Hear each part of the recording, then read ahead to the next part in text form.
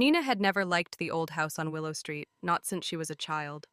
It sat at the end of a cul-de-sac, its cracked windows and overgrown garden giving it a haunted, forgotten feel.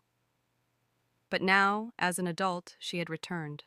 She'd inherited the house from her aunt, whom she hadn't spoken to in years, and decided it was time to finally deal with it. The first few nights were uneventful, though unsettling. Strange creaks echoed through the empty house. The wind rattled the loose panes, and the house groaned with every gust. Nina tried to ignore the feeling that someone was watching her, lingering just beyond the edge of her perception. She told herself it was just the house settling, nothing more. On the fourth night, the feeling grew stronger. As she walked into the living room, her heart skipped a beat. There, in the dim light, a shadow moved across the far wall. She froze, staring at the corner where the figure had passed. There was no one there. The next day, she decided to explore the attic. She'd heard stories from her aunt about strange things being hidden up there, old photographs and objects that were never meant to see the light of day. The stairs creaked as she ascended, and the musty air made her cough. At the top, she found an old trunk, its lock rusted shut. She pried it open with a crowbar, and inside was a collection of old journals and letters, along with a dusty, tarnished mirror.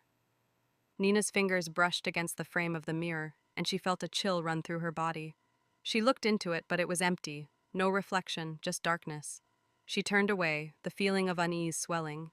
But then, from the corner of her eye, she saw it, a faint outline of a figure standing just behind her in the reflection. She spun around, but the attic was empty. She backed away, heart pounding, and slammed the trunk shut. The air felt thick, suffocating, and she couldn't shake the feeling that she was no longer alone in the house. That night, the shadows seemed to move on their own. They whispered and flickered at the edges of her vision. She tried to sleep, but the oppressive feeling kept her awake. Suddenly, there was a sound, like something scraping against the walls. She grabbed her phone and texted her friend, hoping for some comfort, but the screen went blank before the message could send. The house seemed to swallow the light, and the temperature dropped. Nina could see her breath in the air. She stood up, gripping the edge of the bed for balance, and turned toward the door. That's when she saw it. In the doorway stood a figure, cloaked in shadow. It was tall, its form impossible to make out in the low light, but she could feel its presence. The air felt electric, thick with a malevolent energy. Her pulse raced. It wasn't just the fear of something unknown.